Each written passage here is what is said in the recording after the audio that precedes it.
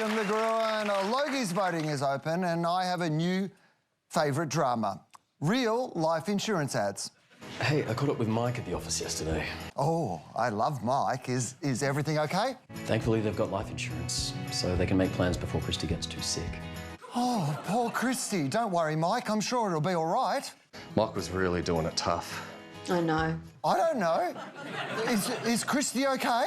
It's been one thing after another since Amy passed. Who is Amy? What happened to Christy? It was hard seeing Mike going through that today. I know. First Christy, then Amy. What's next? Mike seems so lost without Mary. Who is Mary? Have you heard from Leah at all? Yeah, they're still in shock with Mike's diagnosis. OK, I am in shock. Who is Leah? Hey, you know Mel? I don't know Mel. Is she married? She's married to the Sparky, right? Yeah. Oh, a Sparky. I bet I can guess his name. Wait, what happened to him? It's the little things Michael used to do that we miss the most. No, Mike! I'm so upset. I have to tell Chris. I heard Chris had to stop working after his diagnosis. No, Chris, how's Nick? Doctors told him there's not much else they can do for him other than to keep him comfortable. Oh, Nick, his dad must be heartbroken. Nick's dad's diagnosis was such a shock. I am shocked. I've got to tell John. Wait, please tell me John is fine. John seemed fine that whole trip. Oh, thank God. And then he just got so sick afterwards. What? No, John! How is his dad? Happy birthday, Dad. Oh, happy birthday, Dad. We miss you. Dad, no! At least we know who was driving this Hilux. Hi, Dad! It's time to welcome our panel, Todd Sampson, Milla, McPhee, Camey O'Keefe and Russel Howcroft.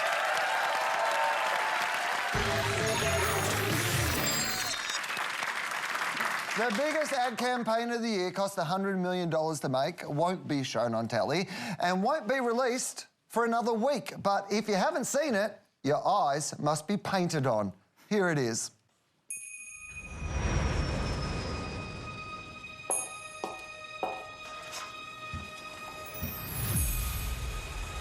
Hi, Barbie. Hi, Ken.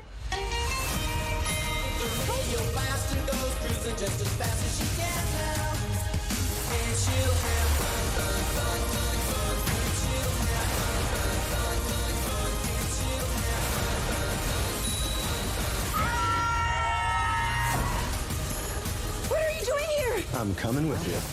Barbie. Oh, I think I've got pink eye. The Barbie brand is so strong, the billboards look like this. I thought it was an ad for Gaviscon. You can buy a basic Barbie for $5. Cam, why make a $100 million ad? I mean, why not, if you're able? I think for the right brand, which Barbie absolutely is, this is such a genius move. So if you've got an opportunity to spend 2 hours with a well-crafted, fun, gorgeous piece of content that people are willing to pay $25 to see. It's such a beautiful opportunity to build connection with your audience because usually we're paying to avoid the ads, you know? So I think it's such a smart move by the Mattel marketing team and like just a genius manoeuvre for brand Barbie. There's another really simple genius move in the short that we just saw a little bit of then. Your first week back and you've forgotten how to do the show. Then we just saw a bit of... Certainly not on that giant screen behind you. See, Milla, you can stop it. No. Straight out of the blocks. You're killing it. Good to have you back, baby. Oh, my God. God. There's a very simple, really simple, I think, great, obvious move in that promo. And they have a slide. And the slide is if you love Barbie, this is the movie for you. Yeah. if you hate Barbie, this is the movie for you. I know that sounds so obvious and it's so simple, but that actually is really clever. Is it? It is seriously clever. It is clever. So because you'd be concerned. You'd be concerned that people would say, there's no way I'm going to go and see that film because I hate Barbie, always have hated Barbie, and Barbie's got nothing to do with me. And they're just confronting it head on. If you hate it might not seem like a big deal, but if you are a corporation, it is a big deal to actually say in a promo, you might hate my product. It is, and just the honesty of that, will drive audience. And they've been very clever in using very self-aware comedy here, so exaggerating the absurdities of Barbie, like her stupid feet and her numbskull boyfriend. And that self-deprecating humour is something that's clever because it takes the wind out of the sails of all of the haters by joining in on the joke and modernising the brand. Yeah, I think Mattel is repositioning here. So they're a toy company that makes a substantial amount of money, wanting to make a hell of a lot more money. And to reposition themselves as an entertainment business, not just a toy business, they create this kind of flywheel effect. So they can, they don't make these shows, they outsource them. So the risk is relatively low for them, but they own the IP. They want to be an IP business. They own the brand. So if you have all these brands and they have hundreds of them, why not leverage them? And they also know with dolls that they're being limited in terms of the way they can connect with kids. Kids advertising is being restricted in so many different ways. So instead of having kids advertising, why don't you make the entire content an ad? You're definitely going to get to kids, and not just kids. You're able to go from cradle to grave. You can get them when they're really young, and now you can get them in the entertainment side because there are going to be a lot of older people watching this.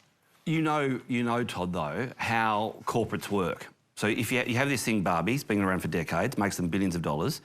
To actually take the hands off the tiller, to take the hands off the reins and say, OK, go and make something that's highly entertaining, that actually that takes the piss out of a product that, we love and adore, that's a huge deal for corporates to do that. Now, none of us have seen the film, but we've seen the short. I've got tickets. Well, I mean, I can hardly wait to see it. Yeah. So I'll tell you one of the reasons why I can hardly wait to see it. That pink billboard. Yeah. Just the bravery of that, the understanding, the insight to actually just do a pink billboard, knowing that that's going to work. Just the But that's the creativity of that. I mean, it's hard. That's really creative. It's a pink billboard. It is really creative. It's brave, though. That's the thing. I think the entire premise of this approach, that's what is impressive about it. It is a bold move because brands are really uptight about letting go. Yeah. So you are kind of relinquishing control, but for so much gain, because they have leveraged the hilt out of this property. So I was thinking about it. I remember actually first seeing the Ken and Barbie shots in Malibu. This was over a year ago, and they have been drip-feeding content from then in every channel you can imagine. So they have got hookups with fashion in Vogue, so the editorial covers. Mark Ronson is doing the music soundtrack, so they've got every single star, so it is just Airbnb. Yes. Oh, that house looks incredible. How's that? Yeah. But they have not let total control go. So they're just sharing it. I mean, there's the PR story where the CEO flew to London to speak to Margot Robbie and Greta to say, I'm not happy with the scene, it doesn't represent our brand, and they had that debate. So it's not like they've gone, good luck, Margot, and your company, do what you will with a multi-billion-dollar product that we've created. I know, but the likelihood of that corporate control, they'll get it wrong. I'm loving this. It's just two old men arguing about Barbie. Isn't it fascinating? Anyway. All right, the Barbie movie is so big it was announced like this.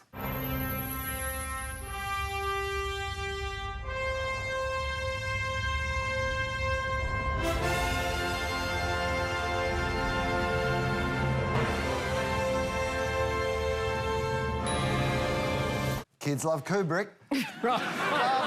Millicent Roberts, to use her full name, is one of the most successful brands ever. She went into space before man walked on the moon and was part of Operation Desert Storm, complete with Ken Roberts Smith. But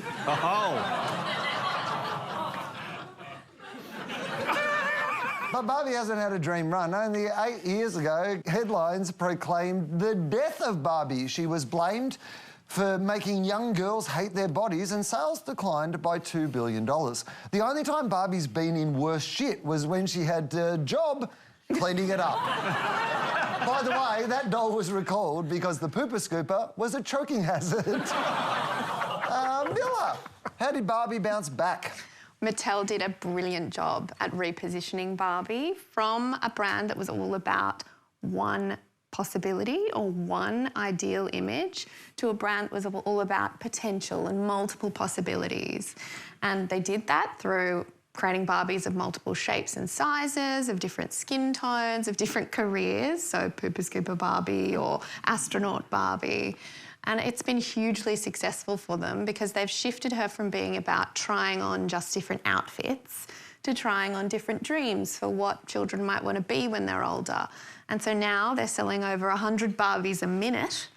I'm just probably waiting for sitting on the couch in my tracksuit pants eating ice cream Barbie. In the 80s in America, almost every girl had a Barbie. And that's a big problem for them in terms of growth.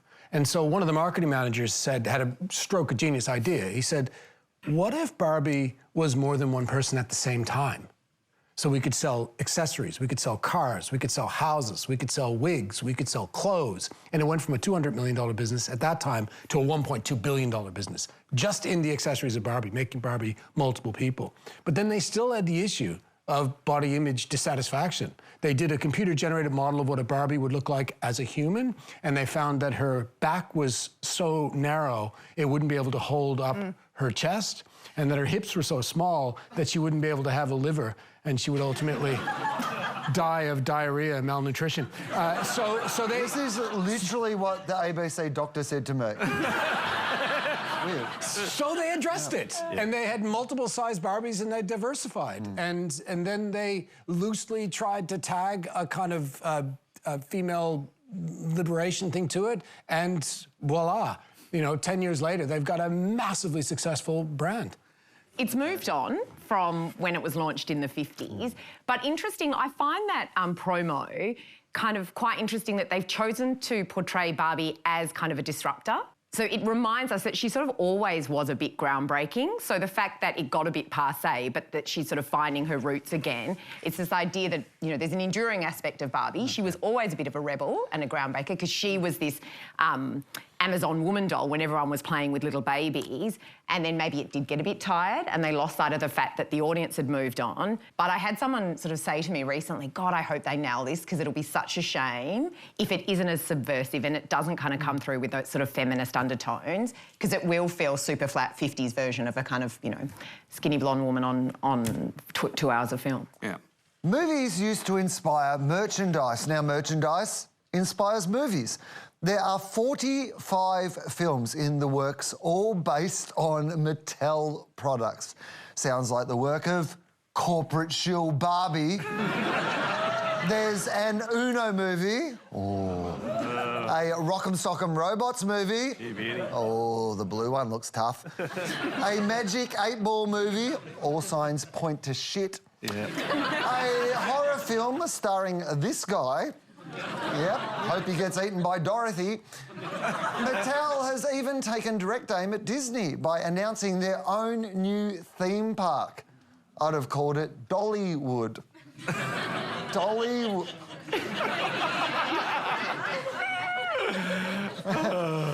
It's Mattel on Earth. So taking on Disney is Barbie's worst idea since she got a tramp stamp for her 50th birthday. Yes, that's also real.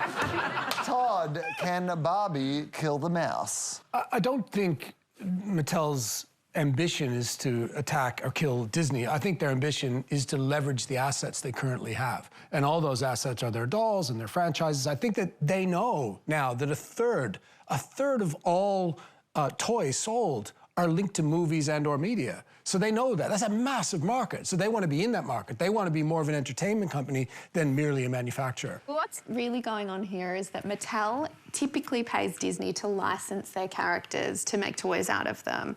And it seems that recently they've looked around and gone, hold on, why are we paying Disney to make the white blonde doll in a blue dress when we have our own white blonde doll in a pink dress that we could be investing in?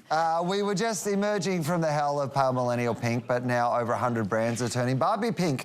There's Barbie clothes, Barbie makeup, Barbie bubble tea, Barbie ugly rugs, Barbie slippers, Barbie Crocs, Barbie candles that smell like real burning plastic, a Barbie pearl hair kit for that cute dandruffy look, and adult Barbie briefs, the perfect place to park your pink Cadillac. You can't walk anywhere without seeing Barbie, and you definitely can't take the bus. Milla, will we get bored of the Barbie bombardment? It's probably got a use-by date, but right now, for marketers, this is like porn. It is a masterclass in branding. But it's not like any brand could do this, right? It's taken decades of reinforcing the Barbie brand in association with this colour in our minds to make what we just call a distinctive asset, which is a mental cue to bring forth the brand in people's minds. It's like Tiffany blue or Cadbury purple. It's like the holy grail of advertising and branding, and they're exploiting it so well here. I've got one called Wil Anderson green, but I'm not allowed to show you on TV. Barbie started out representing both kinds of women, blondes and brunettes. All of a sudden, everyone is a Barbie. I'm Barbie. I'm Barbie. I am Barbie. I'm Barbie. No, you're not, liar. Barbie even has a new slogan. With Barbie, you can be anything. That's right, with Barbie, you can be anything, even gender inclusive. Last year, Kmart sold Barbies with a young boy and dinosaurs with a young girl. Bloody political correctness gone mad! Finally reversing decades of objectification of Ken. Shave, lather up. Shave his beard off. He looks so nice. He smells so good. 'Cause he wears Old Spice. What a hunt. Feels so good. Barbie kisses him twice. I've always said Ken was smooth.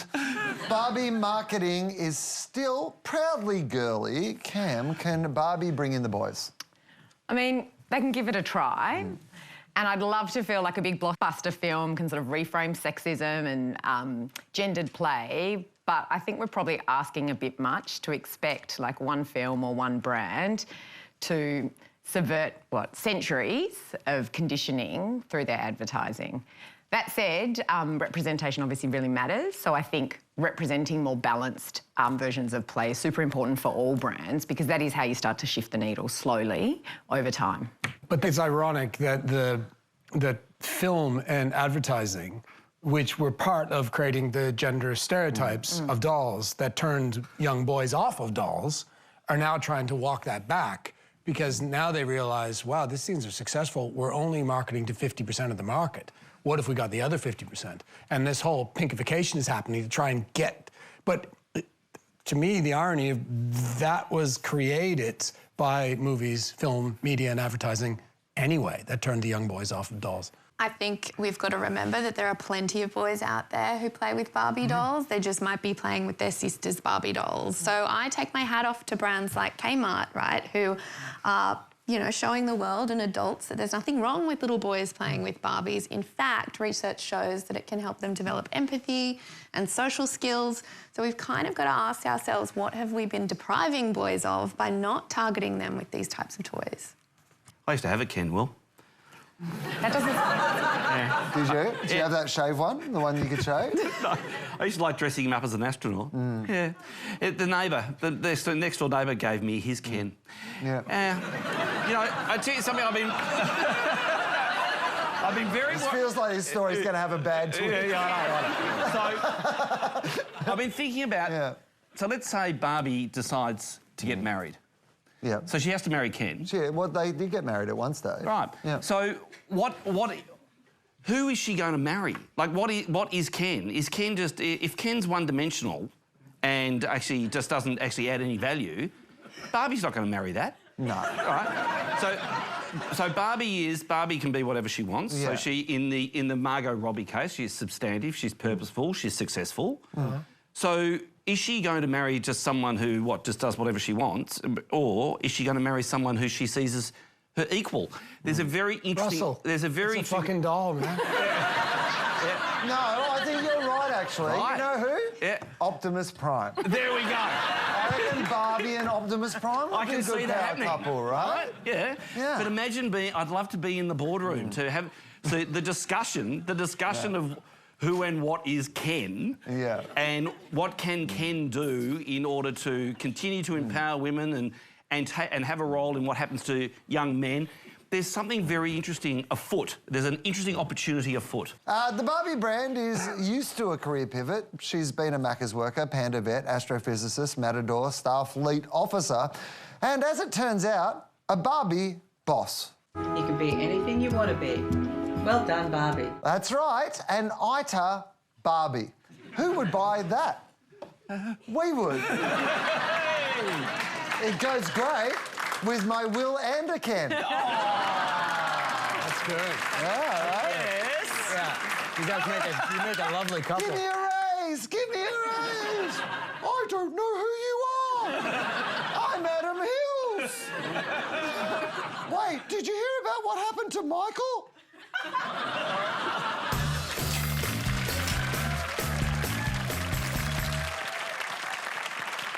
In a perfect world, cyclists would feel as free as a pair of old balls dangling in Lycra. Sadly, we do not live in a perfect world, so this week we asked our agencies to convince drivers to love cyclists. Hi, we're Accomplice. We know that lecturing or demonising drivers isn't going to win them over, but sharing a little empathy for how they feel about cyclists just might. And if we can bring about not just an attitude change, but a behaviour change, we might just save a few lives. Enjoy.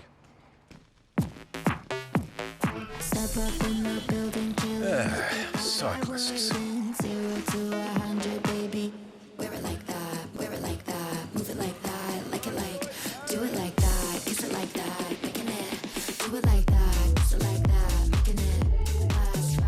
Liking them isn't always easy. But looking out for them is.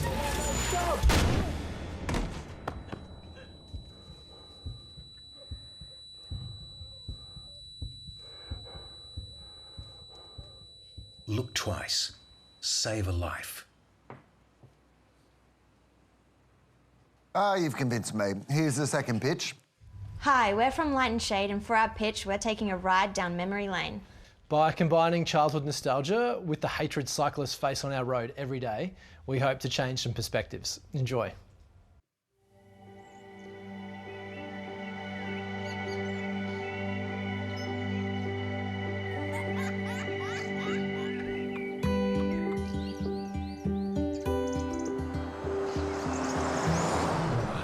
Bloody cyclist. Get off the road. Jesus Christ, move over. Oh, another cyclist blocking the bloody road. Should have hit you, you prick. Ah, you dead shit. Get off the fucking road. God, dickhead. Inside every cyclist is just a kid who loves to ride. Let's show them some love. You've convinced me. Let's see what our panel thinks. Todd, which one did you prefer? I thought the first one was slightly off brief, but the second one was beautifully executed. It had a surprise, a sense of charm to it. I really enjoyed the second one, so my choice is 2. Milla, what about you? I agree. I like the insight and it got me in the feels, the second one. Cam? Yep, likewise, number 2. I think it was a better response to brief, and I am scarred by that yellow lycra. Russell, Number what about 2, you? Will. Yep. Unanimous victory this week. Congratulations. Light and Shade Media. Look out for the postie in a yellow jersey.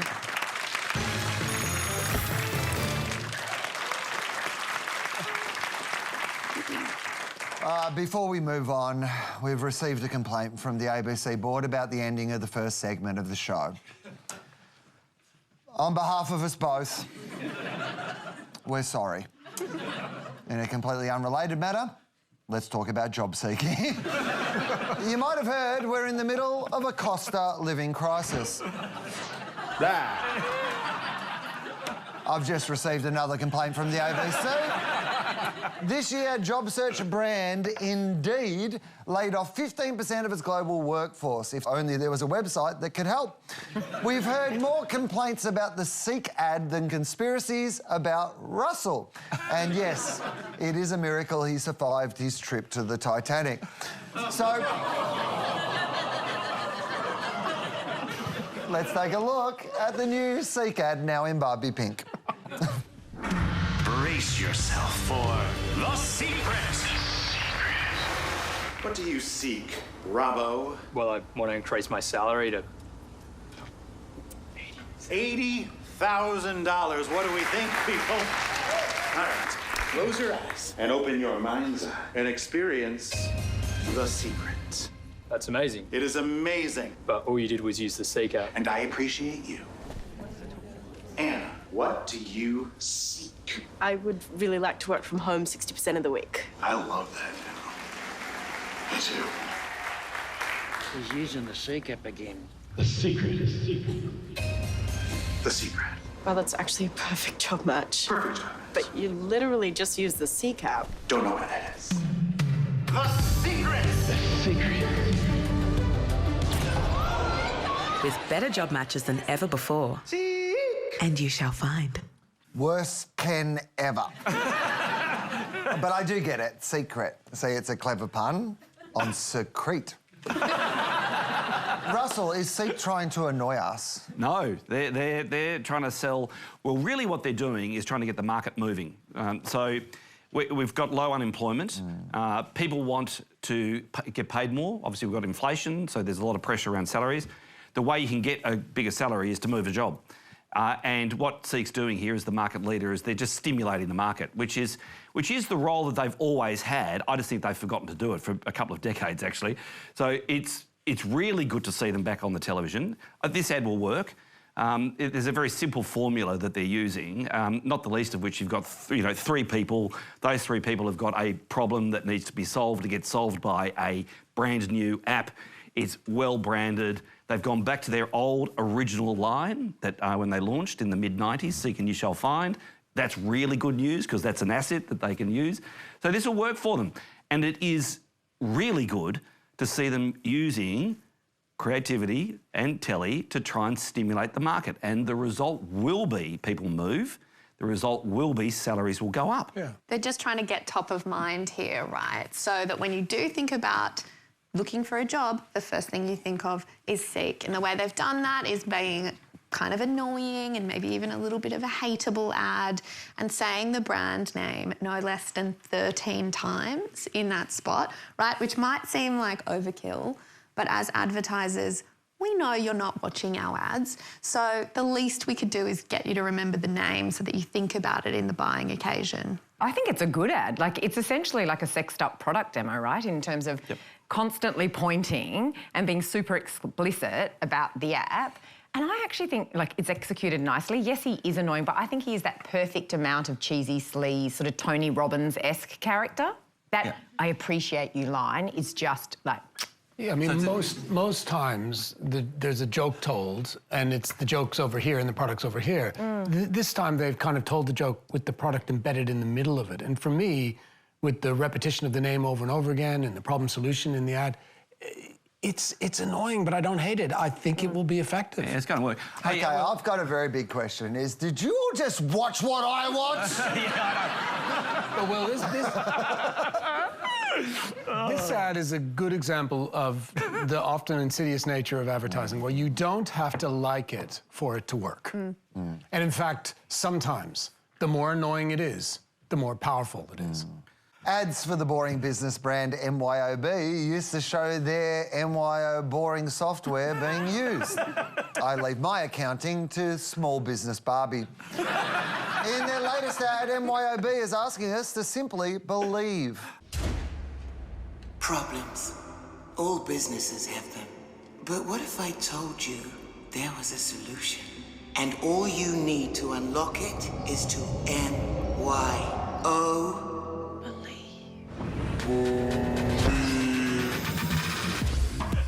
MYO believe in a platform that ignites potential with the power of 1,000 suns and obliterates doubt like a fearless cassowary. Unbelievable? Listen to this guy. Believing turned my small business into a medium business. And I'm a strudel mogul. Downsize your worries 1,200% and optimize your potential by infinity! And MYO, believe.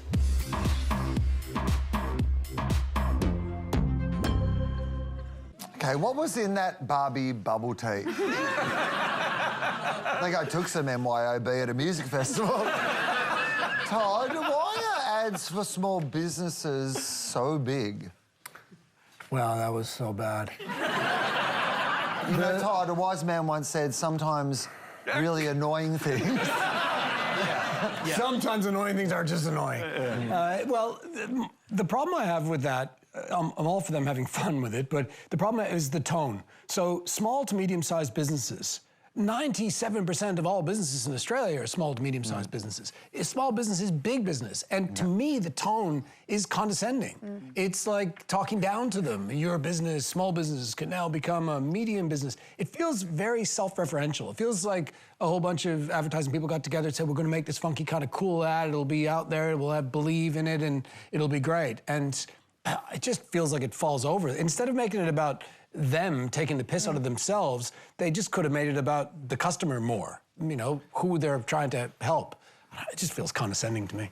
Yeah. I know, it's kind of like, we know MYOB is not going to solve all of my problems or help me realise my potential, so I'm not sure why exaggeration was the strategy they chose for that. Yeah, it does feel patronising, doesn't it? It's this idea of like kind of bedazzling and talking down to your audience, which just makes no sense whatsoever. Hey, Will, have I ever told you that advertising's like a party balloon? So what happens? So let's say this ad. So you blow it up. So imagine that ad is a party balloon. There it is, beautiful. It's beautiful. I can't quite imagine it. Just do a bit more blowing it up. All right, so I've got this party balloon. So there's the party balloon, and there's the MYOB ad. Okay. So what tends to happen? Is it in the balloon? No, there's the shape of it. It's the balloon. Oh, it is the balloon. It is the balloon. The ad is the balloon? The ad and the brand is the balloon. There it is. It's a party balloon. There it is. Okay, right. we've blown it up. Good advertisers tie off the party balloon. They tie it off. And there's that beautiful, there it is, there's my beautiful brand. And then I play the game that I played when I was a kid. I keep it off the ground. Until forever. I'm managing my beautiful brand, my beautiful balloon. All right? Now, what I think is going to happen with this one is they've forgotten to tie off the balloon, right? They've blown this thing up. It looks stunning. They've got excited about it. And then they've gone, bam, it's launched. With all this energy, it's going to collapse, it's going to hit the ground, and then in a few months' time, they're going to say, did that work? And the reason why it didn't work is because there's nothing repeatable in the ad. Yeah, there's nothing that you can rinse and repeat. They haven't created a structure that allows me to keep the balloon tapping along. Okay. I feel like there's a lot going on there. There might be more going on in that answer than there was in that ad. Where's the cassowary? You dropped some MYOB before the show. You're blowing up a balloon and you're at a party. What party did you go to where people blow up balloons and then don't tie them off? That makes no sense. Anyway, all right, okay, good. Perhaps the real secret is that we don't MYO believe any of these brand spokespeople, but there is one sweet talker I'll always listen to. I make him talk. You're beautiful. Ken says it back in his voice. You're beautiful. Ken really talks. Let's dance. Let's dance, Barbie doll. Sweet talking Kendall. Barbie doll sold differently. Bye-bye. You're fired. Bye-bye.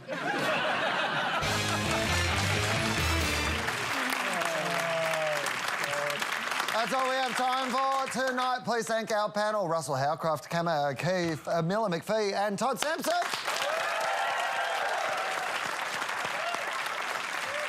We'll leave you tonight with our own cash grab, because Barbie's not the only one who can turn pink into green. We'll see you next week.